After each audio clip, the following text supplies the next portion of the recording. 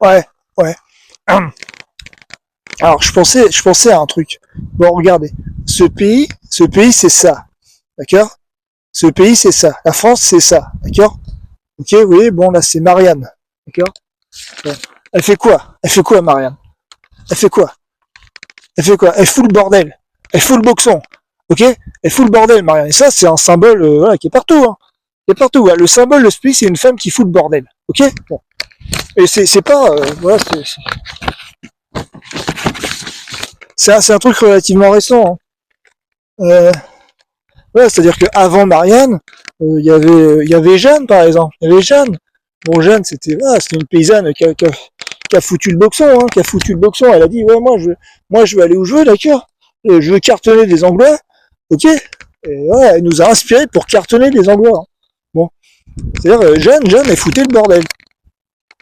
Vous voyez. Et même avant Jeanne, il paraît que à l'époque des Gaulois, il paraît. Hein, alors il y a des études d'histoire récentes qui parlent des sociétés, de comment fonctionnaient les sociétés des Gaulois. Alors c'est difficile de savoir comment ça fonctionnait parce que les Romains, enfin les Gaulois n'avaient pas vraiment de culture écrite et les Romains ont largement détruit la culture gauloise. Mais il paraît qu'à l'époque des Gaulois, les femmes, alors il n'y avait pas d'égalité homme-femme, mais il paraît que les femmes étaient particulièrement libres en fait. Elles participaient activement au fonctionnement de la société et au fonctionnement politique des sociétés, il paraît. C'est pour ça que les Romains considéraient les Gaulois comme les sauvages. Parce que voilà, on n'arrivait pas à faire obéir les Gauloises. C'est chiant. C'est-à-dire que ça fait depuis des millénaires que dans ce pays, les femmes n'obéissent pas. Elles foutent le bordel. Alors effectivement, c'est chiant.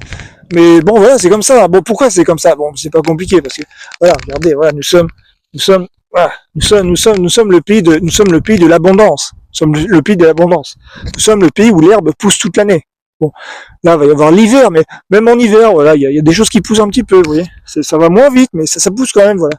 Alors, on est moins, on subit moins les amplitudes saisonnières, vous voyez. On est relativement bien placé, voilà. Il pleut toute l'année dans ce pays, vous voyez. En principe, ça dépend, bon. Mais voilà, on est moins, on a moins de catastrophes climatiques que les autres pays. On en a moins, même s'il y en a. Mais bon. C'est-à-dire que voilà, nous sommes le pays de l'abondance. Nous sommes le pays où la nature est accueillante et nourricière. Oui. Ce qui fait qu'on est cool en fait. On est cool. On n'a pas vraiment le sens de la propriété. Et notamment, et comme on n'a pas vraiment le sens de la propriété, bah, en capitalisme, on est naze. Pour faire du commerce, on est naze. D'ailleurs, pour faire de la marge sur la gueule du voisin, on est naze. D'accord. Il y en a d'autres qui sont bien meilleurs que nous. Les Anglais sont bien meilleurs que nous. Nous, on sait pas compter, on est naze. Ce qui fait qu'on n'a pas le sens de la propriété sur les femmes. C'est-à-dire qu'on leur fout la paix, en fait. Les femmes ne peuvent pas ce qu'elles veulent. Comme ça, en plus, ce pays, il est relativement facile à arpenter. Il a été très tôt, dès l'époque gallo-romaine, il a été aménagé pour être facile à arpenter, notamment pour les femmes. Donc, très tôt, les femmes dans ce pays sont des femmes qui sont prométhéennes. Hein. Donc, ils sont prométhéennes. Et quand une femme fait quelque chose, quand elle désobéit, bon, elle est salutaire. Elle est salutaire. Vous voyez, par exemple, Jeanne a rendu la chevalerie française invincible. Jeanne, elle a dit, bon, moi, je veux aller où je veux, d'accord, je veux mettre les pieds où je veux, d'accord, et la chevalerie française a été rendue invincible par Jeanne, et a bouté les Anglois. Vous voyez, la République, alors le tableau de Marianne, ça date de 1830, hein, je sais plus c'est quoi, c'est la monarchie de Juillet, je crois. Oui, ça doit être ça, oui, la monarchie de Juillet. Ouais, 48, c'est la Seconde République, ouais, bon, bref. Mais dès dès la révolution de 1789, la République est représentée par une femme. Il y a plein de symboles, hein, il y a plein de symboles. Bon. Pourquoi une femme représente la République? Pourquoi c'est pas un autre symbole, c'est pas, je sais pas, un arbre, un animal, je sais pas, un texte, un truc comme ça. Bon, il y a d'autres symboles, mais voilà, la République, souvent, elle est incarnée par une femme. Pourquoi? Et pourquoi? Ça, c'est un truc que beaucoup de gens ne savent pas expliquer. C'est parce que c'est comme ça, c'est le hasard, non? Non, c'est pas ça.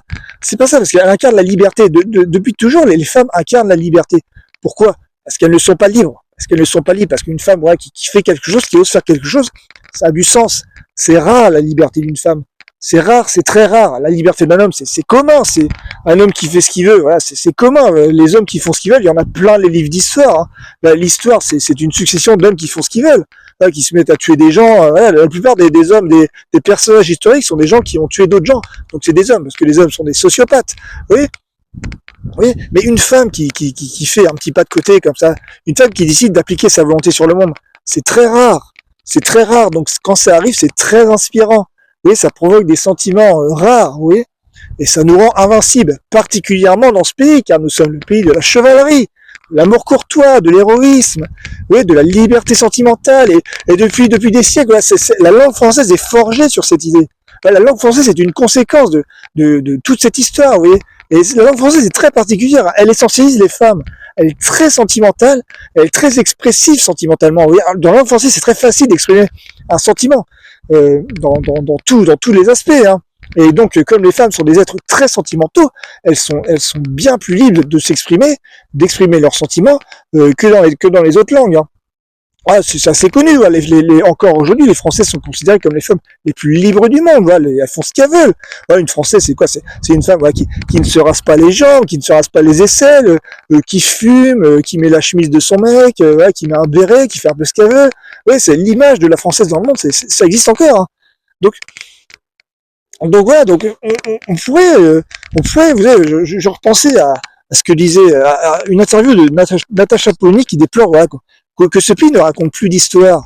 Mais on pourrait se raconter des histoires aujourd'hui sans aller chercher. Voilà, bon, là, je vais chercher l'histoire, mais je vais pas chercher des personnages historiques. Je vais chercher voilà du symbole, du sentiment. Oui, on pourrait voilà interpréter ça et l'appliquer aujourd'hui. Oui, par exemple, voilà, le fait que Jeanne voulait mettre un pied devant l'autre où elle voulait, voilà, c'était sacré. Le fait que Marianne, la République, veuille mettre un pied devant l'autre où elle veut, c'était sacré. Ça a rendu ce pays invincible. Voilà. Le général Bonaparte a renversé le monde. Hein. Il est allé foutre le feu à Moscou, il a pété la gueule à tout le monde pour la République. Alors, il est devenu empereur, certes, mais voilà, il a structuré la République par ce qu'il a fait. Donc voilà, le symbole du féminin chez nous, ça nous rend très fort. Ça nous rend très fort. Et on pourrait continuer à se raconter une histoire comme ça. Par exemple, voilà, le fait qu'une femme mette un pied devant l'autre dans ce pays, c'est sacré. C'est sacré. C'est sacré. Donc bah, on pourrait faire un truc marrant. Bon, par exemple, voilà, des fois moi je prends le train, d'accord, et quand je prends le train, il y a toujours un moment où il y a le contrôleur qui va arriver pour surveiller, pour bien vérifier la validité des tickets, ok. Bon, alors, le contrôleur il vient, bon, il regarde la validité des tickets. Bon, quand j'étais jeune, j'étais un punk à chien, j'étais dégueulasse, alors j'étais patibulaire, alors j'étais balèze, c'est-à-dire. Donc le contrôleur, des fois, quand il me voyait dans le train, d'accord, il passait son chemin. Il vérifiait pas si j'avais mon ticket. Il passait son chemin. Voilà, parce que le contrôleur, c'était un naze. Par contre, les filles, elles se faisaient bien contrôler. Hein. Elles, les femmes, voilà, elles se font contrôler systématiquement. Hein. Le contrôleur, il vérifie bien les femmes. Hein. Oui, il vérifie bien si les femmes ont leur ticket valide systématiquement. Et quand il n'est pas valide, je sais pas, quand elles se trompent de train, quand elles se trompent d'horaire, quand le ticket est mal validé, tout, boum, c'est la prune. C'est la prune. Vous voyez? Oui, et qu'est-ce qui se passe quand une femme prend une prune? Il se passe rien. Elle va peut-être un petit peu protester, elle va pleurer, elle va se dire, ah, mais je savais pas, oui, elle va être probablement honnête, oui. Mais voilà, la loi, c'est la loi, elle prend la prune. Ouais, c'est pas juste.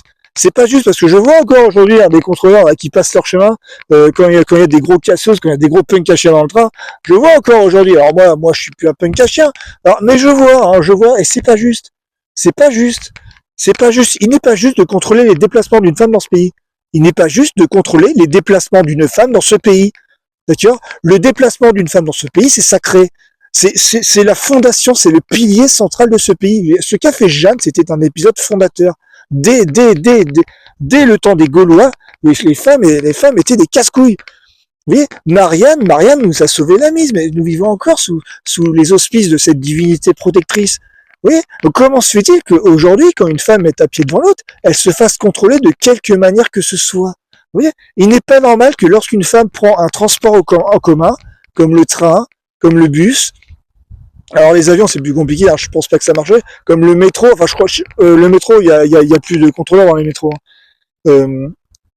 Alors je prends pas souvent le métro parce que le métro ça m'angoisse. Alors par chez moi il y a pas de métro, mais à Paris il y a un métro. Je le prends pas, ça m'angoisse. Donc je sais pas trop comment fonctionne le métro. Mais voilà, quand une femme prend le train, le bus, son déplacement ne devrait pas être contrôlé par qui que ce soit. Ça devrait être interdit. Le déplacement d'une âme c'est sacré. c'est inspirant, ça rend ce pays invincible. À chaque fois qu'une dame dans ce pays fait un pas, oui, c'est sacré. C'est sacré, ça rend ce pays un petit peu plus invincible. Oui, comme c'est arrivé durant l'histoire de ce pays. Oui, qu'est-ce qui se passe si on fait ça? Qu'est-ce qui se passe si on fait ça?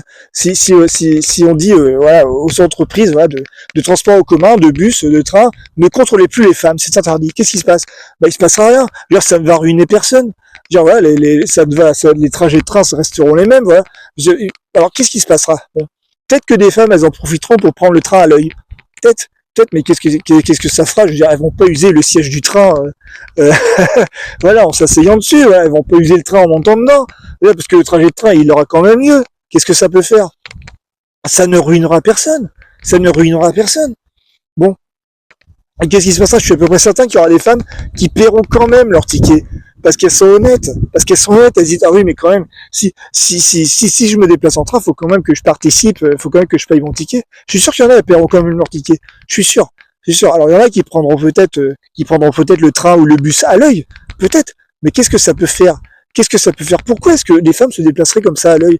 Pourquoi? Je sais pas. Pour aller voir un proche, pour faire quelque chose de gentil, pour aller faire du tourisme. Oui. Pour être bien intentionnée envers le monde. Quand une femme fait un pas en avant, elle est bien intentionnée envers ce pays. Voilà, comme elles l'ont prouvé durant toute l'histoire de ce pays. Oui. Ça ne ruinerait personne. Je dis pas qu'il faudrait rendre les transports gratuits pour les femmes, non. Je dis juste qu'il faut ne plus les contrôler. On ne contrôle pas les déplacements d'une dame dans ce pays. Au pays de la chevalerie, au pays de l'amour courtois, au pays de l'héroïsme, au pays de la liberté sentimentale, au pays de la volonté prométhéenne. Oui, on ne contrôle pas les déplacements d'une dame dans ce pays. Bon, qu'est-ce qui se passe si on fait ça? Qu'est-ce qui se passerait dans le monde? Bah, on enverra un message. Oui, on redeviendrait la France. Oui, ce pays qui ne fait que des conneries. Oui, les autres pays nous regarderaient comme ça, mais qu'est-ce qu'ils font les Français? Ils sont complètement cons. Alors déjà qu'ils n'arrivent pas à faire obéir leurs femmes. Mais en plus, il leur donne des privilèges légaux. En plus. Mais qu'est-ce que c'est que ça? On se remettrait à raconter une histoire, à envoyer un message au monde. Actuellement, dans le monde, la condition féminine est en train de régresser. On le voit, genre en Afghanistan, genre il y a vraiment un génocide de femmes. Aux États-Unis, voilà, le droit à l'avortement est remis en cause. Même en ce moment, il y a un discours sur le droit de vote des femmes qui est remis en cause. Ouais, c'est général. C'est une tendance lourde. Ça va continuer. Parce que voilà, la crise va s'accentuer. Voilà, nous sommes en train d'entrer dans une crise de scarcité, une crise de ressources, une crise d'estomac. Et lorsque les hommes sont frustrés de leur estomac, bon, ils se vengent sur les femmes. Nous sommes la France. Nous sommes le pays qui n'a pas d'estomac. Nous sommes le pays de l'abondance. Nous n'avons pas sur FX. Et nous avons un message à envoyer au monde. Nous avons un message, nous devons leur dire, c'est possible.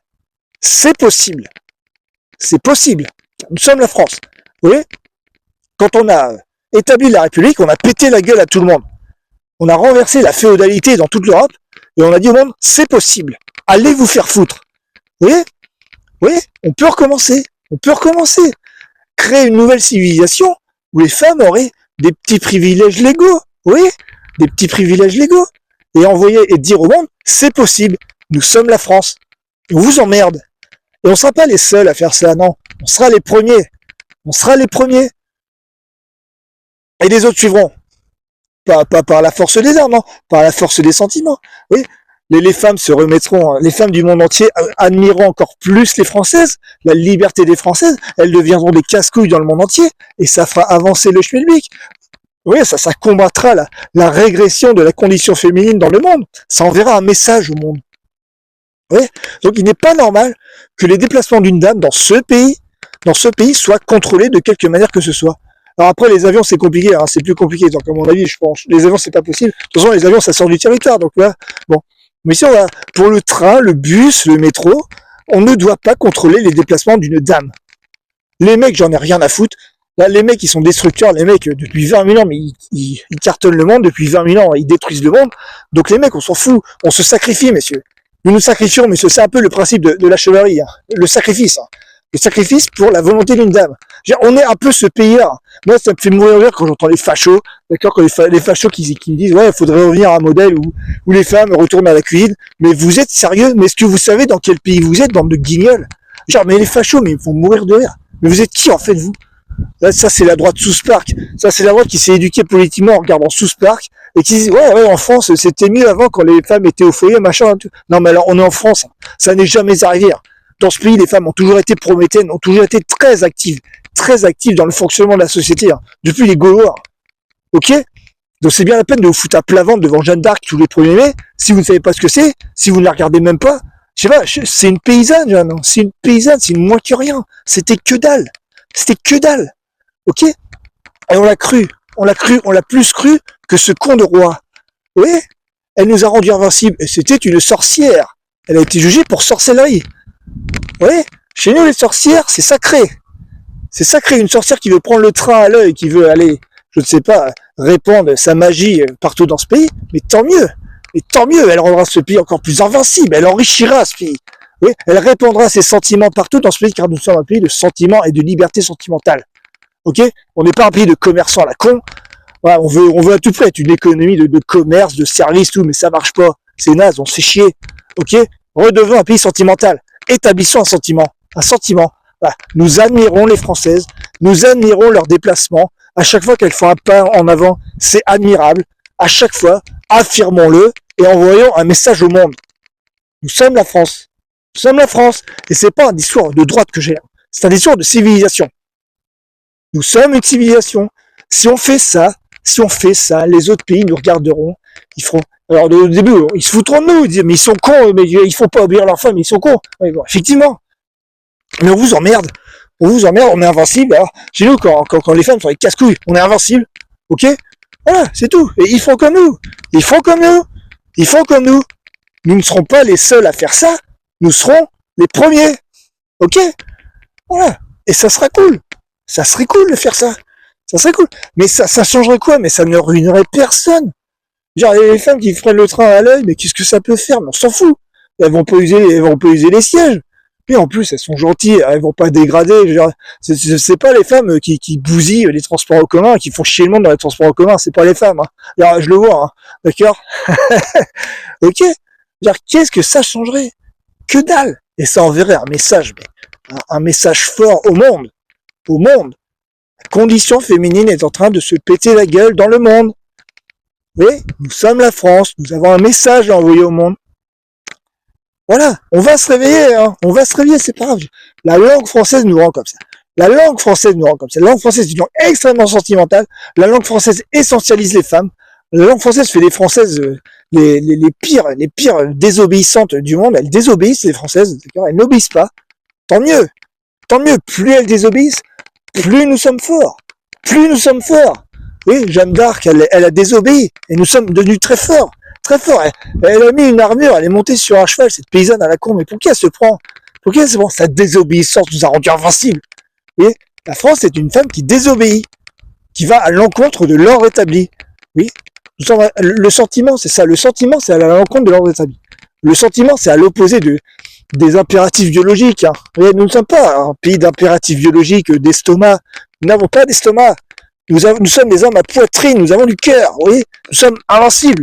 Ok, on est ça, on est le pays du coq, ok. On a oublié tout ça, c'est parti ça. Ouais, maintenant la droite c'est des discours hyper misogynes, mais vous êtes cons les mecs, mais vous êtes pas français en fait. Ouais, vous êtes pas français. Alors la gauche, c'est carrément un camp de prédateurs. Ouais, bon, c'est fini, c'est terminé, d'accord. Il va falloir dissoudre tous les partis, ok. Interdire aux hommes de faire de la politique parce que vous n'êtes plus français, messieurs, vous n'êtes plus français. Alors, les femmes, elles sont encore très françaises, elles sont encore très casse-biens. Mais alors, les Français, c'est fini. Messieurs, vous n'êtes plus français. Vous ne méritez plus vos droits. Je vais vous en enlever. Alors, pour l'instant, je réfléchis à mon programme. Ok, je ne me présenterai à aucune élection. Alors, je vais vous faire un 19 Brumaire. Et en même temps, de ces quatre, je vais prendre l'Élysée. Ça va être vite fait. Parce que, alors, maintenant, il n'y a plus des représentants de commerce. Alors, bon, c'est pas compliqué, ça se dit un coup de pied au cul, ces machins-là. Donc voilà, juste ça. Non, alors je plaisante, je vais pas faire ça, d'accord, je n'appelle pas à la sécession. Parce qu'en ce moment, l'époque est un petit peu tendue, hein. Ouais, je vois ça. Calmons le jeu. calmons le jeu, voilà, faisons une petite pirouette, voilà. Racontons-nous une petite histoire, voilà. Et puis, tiens. Et si on arrêtait de contrôler les femmes dans les transports en commun, voilà, on ne contrôle pas le déplacement d'une dame, voilà, juste ça, voilà. C'est pas grand chose, c'est que dalle, et ça racontera une grande histoire, un grand truc au reste du monde, ça enverra un message, oui,